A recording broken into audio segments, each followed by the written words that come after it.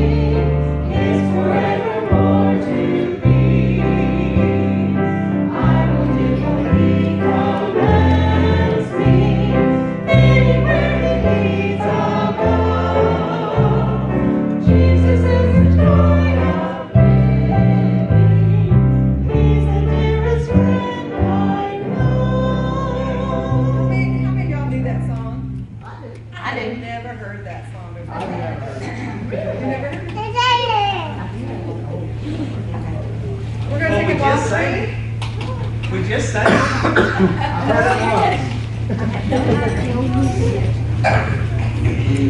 We're going to take offering now?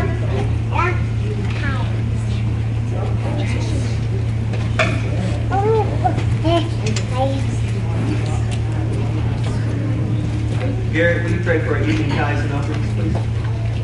Lord, thank you for today and everything you made us. Thank you for the time and things that your house will take you. Please bless this offering before we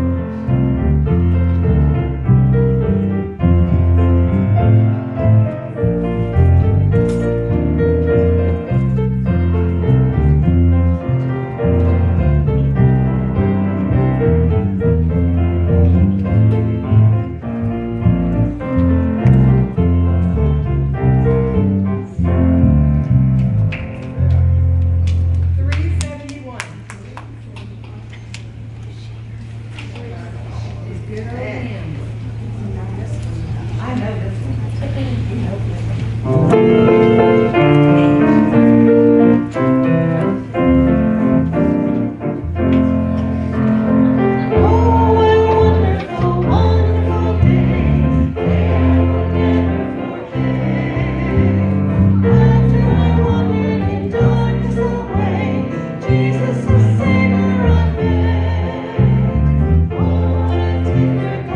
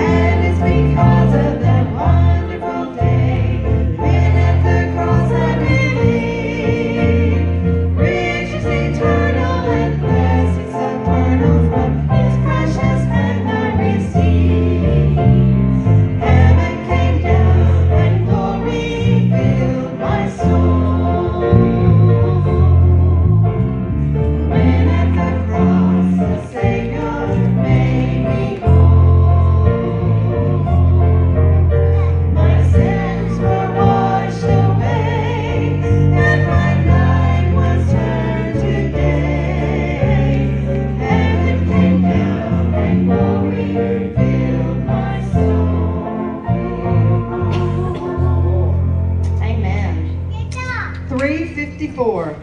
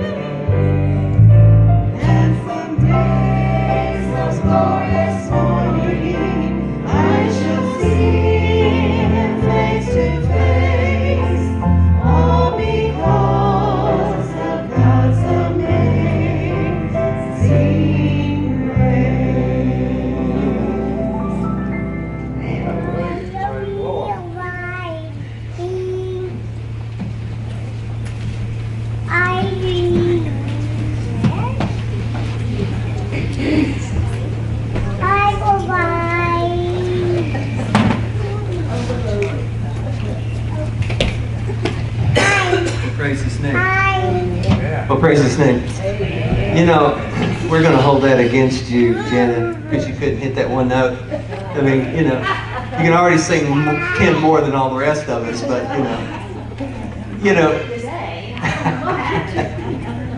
we just, I appreciate people that are willing to step in, and thank you guys. You know, we we lean on our regulars so often that when they're on the coast catching sharks, you know, it's just hard to do without them. But we're so glad that people are able to take their vacations. And I did see a picture of Tater and Luke with where they caught a shark. And I just let him know. I said, real good with butter and lemon. You know, right up. But thank you, Sarah Jo. And I think we have one, if you can, it's the regular one that normally we use, the lapel mic. We already have it on him. So we have a treat tonight. I said hello to the Grigsbys earlier, and they have shared our children with us. I told them, I said, man, I've carried your kids to the far-flung ends of the earth. And they said, yes, I know. And it's so good to be able to be a part of Cooper's life with the things that he's doing and experiencing in college. And so good to have him with us tonight. He came, what was it, around Christmas time? I think so. Yes. And he was promoting his trip to Brazil.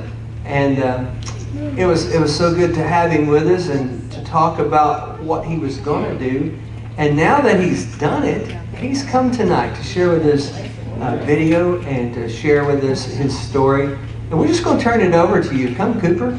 And what a privilege it is to be in God's house, to see what God is doing in the lives of our young men and young women. And Cooper, I'm proud of you. And I appreciate you coming and filling in tonight. Let's have a word of prayer together. Father, I thank you for my friend. I thank you that your nature and the blood that Christ shed on the cross makes us more than friends. It makes us brothers. And I pray that you will bless Cooper not merely with his presentation tonight, but this transformation of his life that he experienced this summer. I pray that you will continue to go from glory to glory, from masterpiece to make him a masterpiece, but go from victory to victory and continue to create him in the image of Jesus. And we just thank you for your goodness, and we pray that you'll bless him as he shares with us tonight. In Jesus' name, amen. Amen. Blessings. Thank you, sir. Let's make sure that's good. Can y'all hear me? Oh, there you go. Hey Sarah, we're going to start with a video first. And if y'all remember last time when I came and told y'all what I was doing, we were going to do sports ministry. Well, we did just about everything under the moon. From sports ministry, working witness, street ministry, just anything you can think of.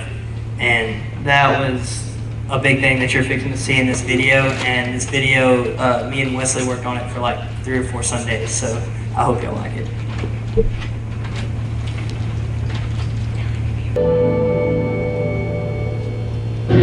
Hey guys, it's Lauren. I'm sitting in the airport and we're headed to Oklahoma City. We're in Dallas right now. Something that Brazil did for me, like a great experience that I'm taking back from it, is the fact that I need to open up more and I need to trust people more. That's something I struggle with personally, is trust and not being able to communicate with people. And one thing, Brazilians are very loving and very open about things. And so I'm so thankful for this opportunity that I got to spend in Brazil and all the great, amazing people I met and all the great times we had together. So thank you. Bye. All right, hello everybody. We're headed back home to Oklahoma City after our super long Brazil trip, which we were all exhausted from. We all had a great time. It impacted each of us on a personal level. I want to say for me, the way it impacted me the most was learning how to connect to people. Being in a foreign country, not speaking the same language as those people, you have to find things that you can connect with them over. And so I really enjoyed getting to know people down there, even though we didn't speak the same language. And so now coming back to America, being able to speak the same language with people, it will be a little easier, but I'll be able to get out of my comfort zone a little bit more and start talking to people. Among many other things, it was a fantastic trip. We all had a great time. Now it's time to go to sleep for probably 36 hours. Okay, bye. Hi, my name is Addison. I'm going to be a junior at SNU this year. This trip to Brazil for me was amazing. It was definitely a lot of things that I wasn't expecting it to be. I'd been on a mission trip before, but I had never been out of the country. So I wanted to experience Christianity in a different culture and hopefully gain a new perspective, which I did. And most of the time when people go on a mission trip, they expect to serve and impact the people they're going to serve, and which we did. But I was not ready for God to place things on my heart and work through my own life, and I was not expecting the amazing people of Brazil to impact my life the way that they did and show me things that I can't be shown here.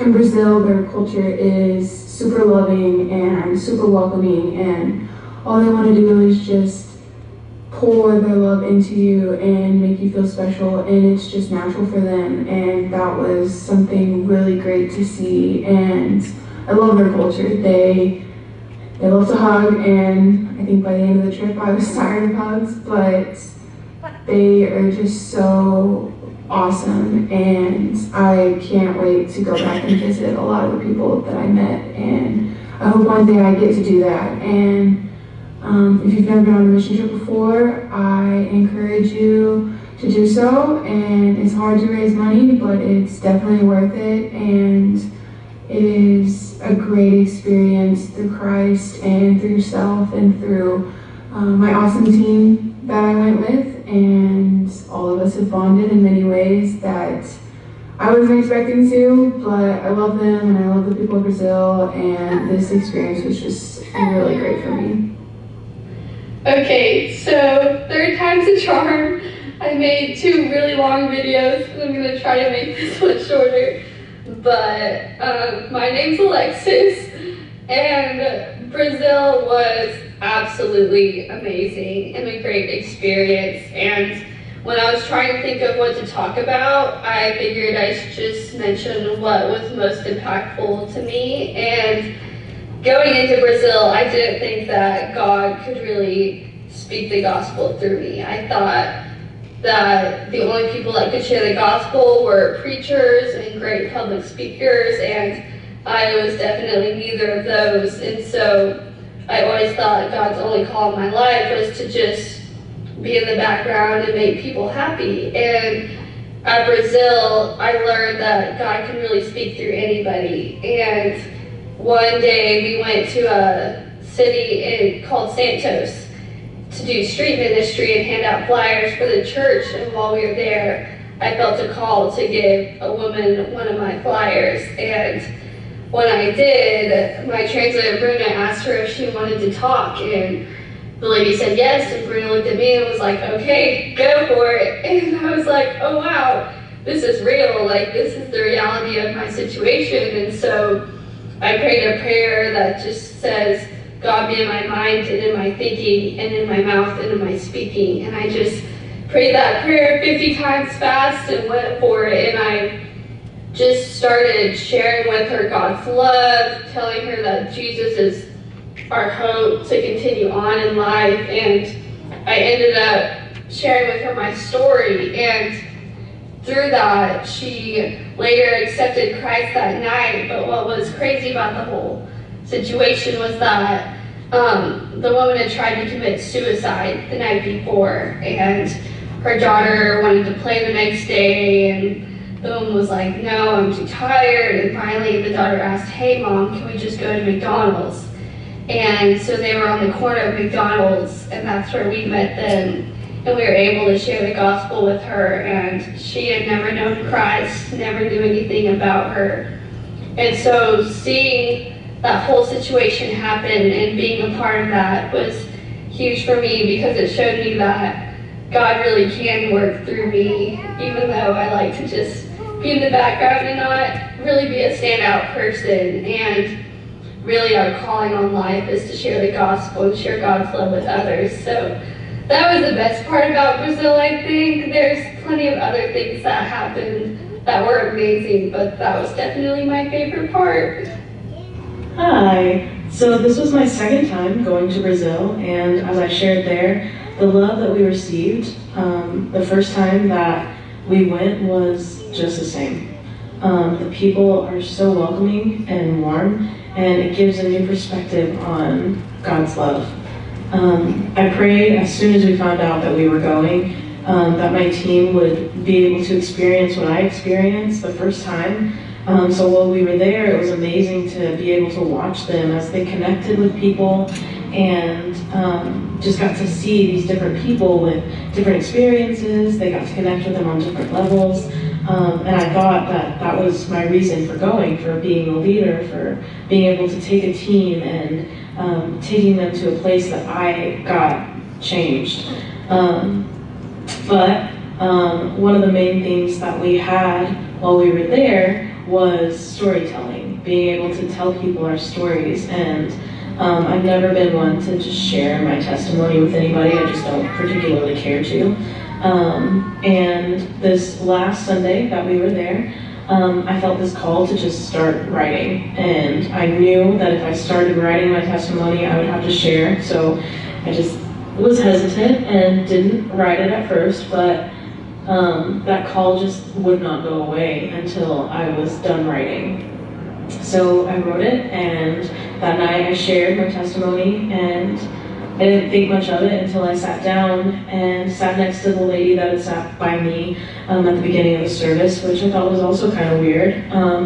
But she turned to me, and she, through my translator, was just like, I want to give you something. And she handed me a ring and a necklace, and she just said, I want you to have these to remember me by, because I'm going through the same things that you're going through, and I want you to remember that there is someone here that feels the same way.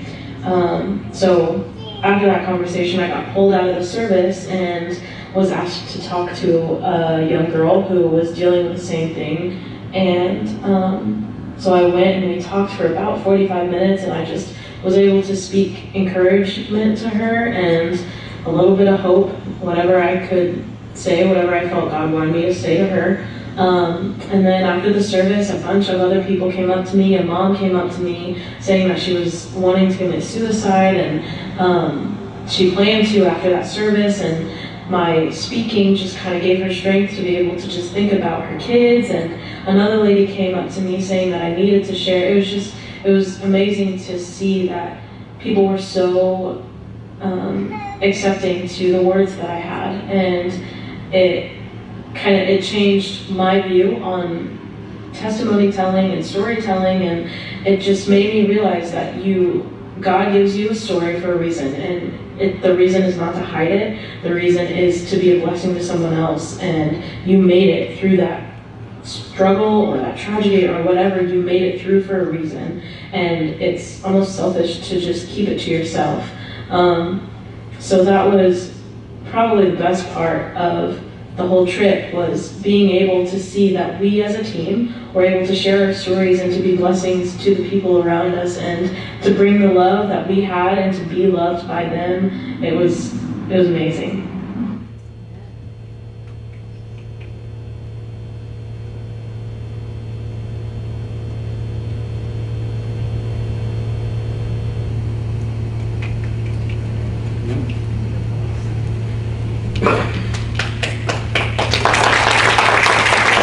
On when we were there, I got a message the first day we were leaving, and before we got on the plane to head down there, because as soon as you get on the plane, you can't use your phones. And it said, "Let God." That was it. Just let God. And I think I took that with me the whole time I was down there. Was I had to let Him do Him, and He would take care of everything that I needed Him to take care of. Because I had no idea what I was getting into, especially after, this is where I come from. I come from something real small, and there ain't nothing wrong with it. but I haven't ever seen anything else. So as soon as I got there, we landed in Sao Paulo. They took us to Atibaia. Atibaia was our first city. We went and we spoke to the kids there. They were at basically an international prep school, getting them ready to come to like colleges and stuff in the U.S. And it taught them English and stuff like that. We played sports and everything with those kids. But we were welcomed in by host families the whole time we were there. And these people love to give hugs and they love to give gifts. I've never been so sick of hugs. But that's all they did, and they love to feed us. But it's so crazy how you can see somebody welcome people in their home that they don't even know. They just come on in and here's your bed and we got anything that you need. Another time while we were there, we were playing music for them, and they wanted to play a song for us, and I think they started playing Reckless Love, and the kids that were supposed to be singing it kind of were quiet and just kind of mumbling and stuff like that. Well, then all of a sudden, it was so amazing to see this whole classroom just light up and just start singing this song. And they didn't hold back anything. Teachers and all were just singing it, praising the Lord. Next place we went to Sao Paulo, which is the 11th biggest city in the world. And if any of y'all know me, I do not like traffic. I don't like people being surrounded by them. And that's what this was. We went there and we did all kinds of stuff at a school, sang songs for the kids and everything. Then we went to a place called Osasco, which is just like a little suburb city on the outside of Sao Paulo. And we met some of the greatest people there. We had 2 translators that stayed with us for the rest of the time.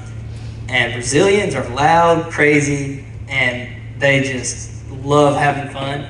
But they welcomed us in, took care of us.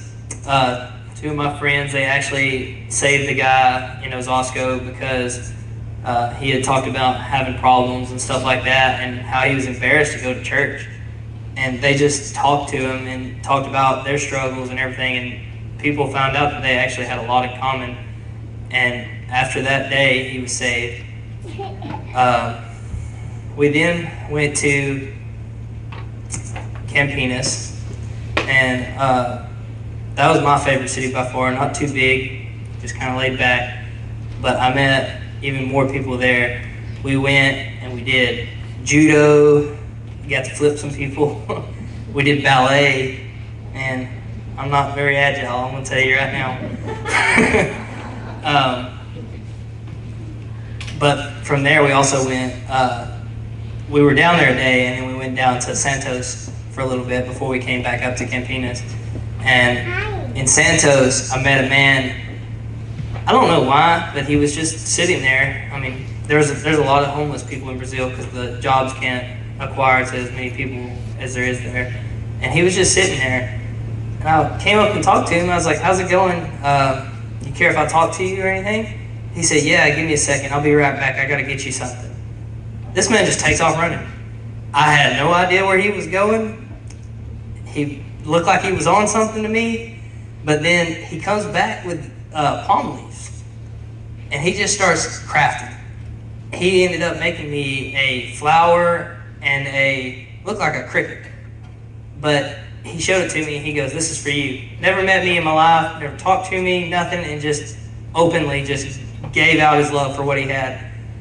And I looked down and he had a bottle of alcohol in his pants. And I looked down at it and he like tried to cover it up and act like it wasn't there, and he like hid it away and stuff like that. But at that time, I felt like I needed to tell him that doesn't matter. That doesn't matter to Jesus. That doesn't matter to anybody if you try to fix it. I said, I'm not going to judge you for who you are. That's not why I'm here. I came here to talk to you and share some love. And that man sat there and cried. I mean, this is a 30-year-old man. Looked me in the eyes and cried because he had been a part of the church and then he fell into alcoholism. And I don't know why, but I felt like I was there for him. And we sat there and had a discussion, and I don't know where he went from that, but I felt like that's what I was supposed to do, and I felt like I planted a seed. Later on, we went back to Camp Eunice, and then there we played a bunch of sports, went and did a lot of work and witness type stuff, picked up like a missionary camp place, met a lot of interesting people there, met new families and stuff. Then we went to Rio de Janeiro, and it's about as bad as Sao Paulo. But we got to see the Christ Redeemer. We've got to see, they have this big mountain thing that everybody rides the trolley up on. I think we went to the beach. But then we stayed in the church then, and we met all these new people, and that's when I got to witness Megan, who was the last one, telling her part right there about her testimony. And I saw all the people in the chairs crying, and so many people came up to her, and it was crazy to see how much one person's story affected all these other people. And like she said, she didn't ever know that this was going to happen to these people. She didn't know that just her telling what happened to her was going to affect them like it did. But at the end of the day, I got to tell my story a few times, and through this whole trip, I learned so much. The last thing we did on the very last day, and we didn't think we were getting into it, we thought we were going to go help kids. And we ended up at a place that was entirely made out of trash. Sarah, do you have those pictures? They didn't download. Oh, that's okay. But the whole place made out of trash. These people's houses were sitting on top of trash piles. The city was just putting trash up under their houses just so they would stay afloat, because the lagoon was washing in and it was just standing water. These people were living in maybe 5 by 5 little huts, and I walked into the first room when we were there, and not prepared, but we walked in, and there was a mattress on the ground, and there was a little girl sitting in it that was paralyzed, I believe. She had a birth defect, and she was sitting there watching TV or whatever on her iPad, but she was laying on a mattress that I didn't even want to touch. It was that bad. Flies buzzing around, all landing on her and everything. And she, as soon as she saw it, she just turned around and her face lit up. And it was so sad to sit there and see somebody like that, and how much we complain about things in like our daily lives and everything, and how much we really take for granted. Well, I mean, that was pretty rough. Then we go to another house. It's about the same thing. We walk in, and there was a woman who had just given birth to a newborn child. She didn't have any shoes on her feet. They were living in this wooden and tin hut, no air conditioner. This baby was sitting in there in probably the worst conditions. Like, we had to walk to the house on boards so we didn't step in the water, because they didn't want us to catch anything. Then we go up and we go and see this old blind lady. She had been by herself for 5 years, I believe, and she ran a little candy store there. And I mean, she was so concerned about us before she was herself. She was telling us to go wash our feet when we got home so we didn't catch anything. And the fact that you can sit there and have nothing and worry about other people and still take care of them is amazing to me. And then I come up and I see a little boy flying kites. There's kites everywhere. Well, they're out there in no shoes, running around in this stuff, playing, smiling, having fun. And it really hit me then that if these people can have a great life and be happy in these conditions, like, why can't we do that back home? Why can't we share that with other people? Why can't we give that joy to people? You see these kids running around with nothing, and we have everything here. some people might not think we have everything, or you might not think you have everything, but you have a lot more than what you think. And these kids could enjoy their life more than anybody in the world. And I think that's one thing I really wanted to take back with me is live with what you got and be happy with it and share that joy, because you can pass happiness along like a disease. You smile at somebody, you can change their whole day. There was two big verses that, or 4 big verses that really hit me, but 2 of them are just the stories of when Peter walked on water and when Jesus washed the disciples' feet. When Peter walked on water, he lost sight of God, but that's not how I read the story. I read it as he lost focus, just like the drunk man in the street. I feel like he lost his focus. It's something that you have, but you have to you lose it sometimes. We're human, and I believe that with Jesus, he's there to pull you right back up out of your drowning sins and whatever. He's there to pull you out of that struggle. That's why he stands over you. And then with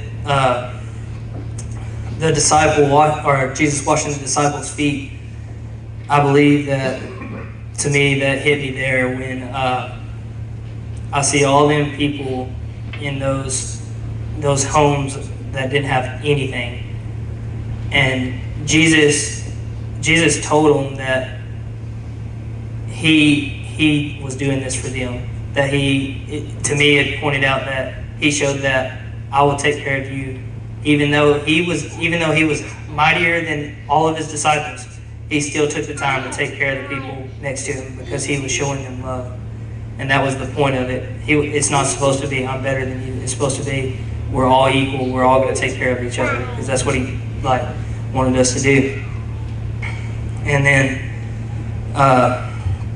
the next 2 verses that really hit me were Proverbs 16:9, and it says, "A man's heart may plan his ways, but the Lord directs his steps."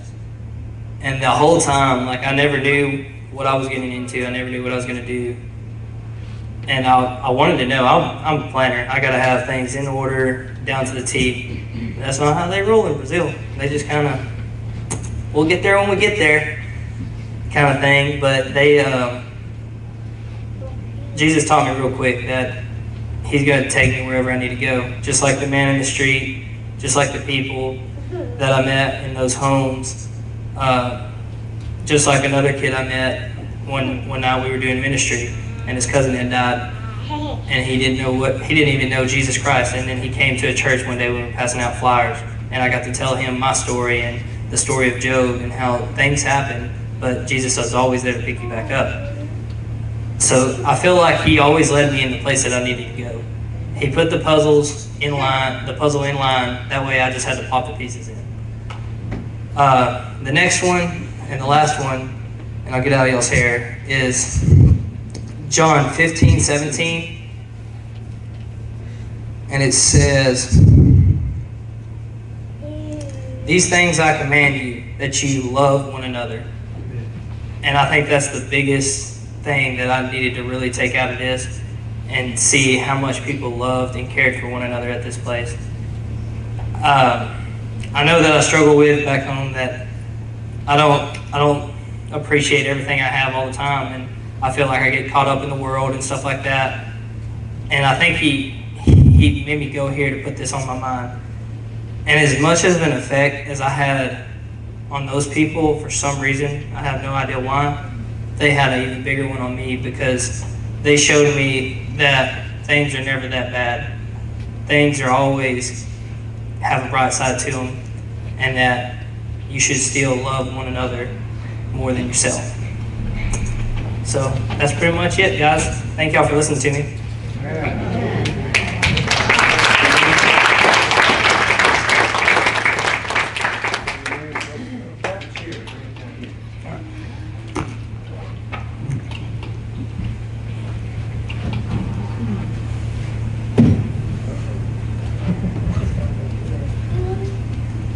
I know for me, I have questions. Do you? you know, you have a young man like this come and talk, and you know, it's like you have all these questions. But what a privilege it was. Did you enjoy that? I think that was maybe one of the best ever, especially, you know, college put together videos. It kind of encapsulates the trip. I mean, I saw the fun, I saw the sports, I saw the work. You know, it was all good. I love that. And I do believe that Wes Martin helped you put that together. Oh yeah, I would have never done that myself. Well, that was beautiful. All the technology was good. So I saw you dancing with a grandma. Yeah. I saw you doing ballet. Yeah. I'm pretty impressed with your chops, buddy. You're a good dance partner. I want you to share with me your dance with Christ. Roller coaster the whole way through, especially because like when I went down to Santos and I talked to the drunk man on the street that morning, I got sick, probably from dehydration and everything. You're going through these days where you don't know what you're doing from one day to the next because they don't really plan anything. And sometimes you feel like you're doing stuff that's not really purposeful, I guess. And then like at the end of the day, you find out how much like you affected somebody else. And it just shows you like the little things that you can do for people really do help them in the long run. It helps them at the end of the day, like just that little smile you give somebody walking down the road or hanging out with a kid that, I'm talking about these kids can talk your ear off and you don't understand a word. You just look at them like, yeah, okay. And they just sit there and they're probably making fun of me, honestly, but they thought I was the coolest thing at one place just because I would sit there and listen to them and talk to them about just nothing. And for that, just it shows me how much of an impact I can make on other people. Whether that's here or in another country, another state, whatever, I should be able to try to do that every day and try to spread his name and spread his love more than anything. I love it, and I saw that. As I'm watching you, you went to do sports ministry, but buddy, they worked you out. I mean, I think it looked to me like there were 5 or 6 different physical projects that you did. Just talk about one. What did you do physically to help somebody? I mean, I saw some painting, I saw some construction, just different things. Just one that you liked. One that I liked? None of it. Yeah. The painting was actually kind of fun because we kind of messed around. Like when we had a little extra paint coming around, just painting people for no reason. Yeah, I think that was probably my funnest one was painting. Because I mean, I don't get to do that a whole lot here, but when I was there, they enjoyed it, made it fun, hopping around doing different things. Had to sand down a gate while we were there. That was at the same place. So yeah, that work was interesting. But what was cool while we were there, they invited us to eat dinner with them that night. And in that one video, you could see them playing soccer or whatever. They were playing soccer ping pong. Soccer table tennis. Yeah, it was. You gotta be pretty good with your feet, is all I know. I tried it and I wasn't very good. I think that's the first time I saw that, and that definitely was a talking point. That's pretty cool. So strange things that you ate. Did you eat something that was really, really good that you'd never eaten before? Oh yeah, oh my gosh. There was a lot of food, I'll tell you what. My favorite drink that is only made in Brazil, it's called Guaraná, and I ordered it every time. That's probably why I got dehydrated when we went to Santos, but let me think. A lot of their stuff was based off of rice and beans, but I'm gonna tell you what, that's the best rice and beans I ever ate. Oh my gosh. Sorry, Mom. Yeah, no, yeah, it was good. I'm trying to think of my favorite thing.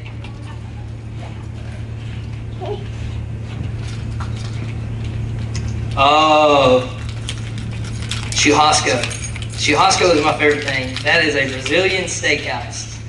And I couldn't tell you how much steak I ate. Oh my God. They ask me every time, you like the Kanye? Yes, sir. Definitely do. And I'm talking about eating. We went to buffets there, and like we have some here, but their buffet there cost, they're $50 or whatever. Well, it cost us $50 here. Well, their $50 is like our 10. So you can bet that I was going a lot and eating so much. But yeah, I think that was my favorite thing was what a Well, if you're in Brazil, eat the steak. Yes. So I want to ask you a personal question. Would you consider yourself a public speaker? No, I became one when I was there because they just kind of force you into it. They ask you your testimony and everything. And most of the time it was on the spot. I believe I was like in the van at one point taking a nap. And he was like, hey, you want to share your testimony tonight? Yeah, sure. And close the door. And that was it. And I just had to get up there that night. So. That's awesome. Let me just ask you guys a question. I mean, I've seen a transition from when he was here around December to now. Would you say he's a public speaker? Yeah. What a blessing for you to come back and share with us. Thank you, Coop. Want to just say, you're anything that God says that you are. So get excited about a beautiful dance that's coming. Thank you for letting me just do a few Q&As. Before we go, are there any questions from the crowd? Yes, James. I'd like to know if you have another one on the horizon. I really want to go back, and one thing that we talked about when we were there was the minister guy that was down there leading everything. He said that he wanted to connect churches here to Nazarene churches down there and make like brother-sister churches together, and that way we could send people here and we could send people down there. And I would really love to get y'all involved in this and let y'all see how many people will love you in 2 weeks. So what's the name of that city where Christ as a nation is? Rio de Janeiro. Rio de Janeiro. Here we go, guys. Yeah, you'll see some pretty beaches. Suffering for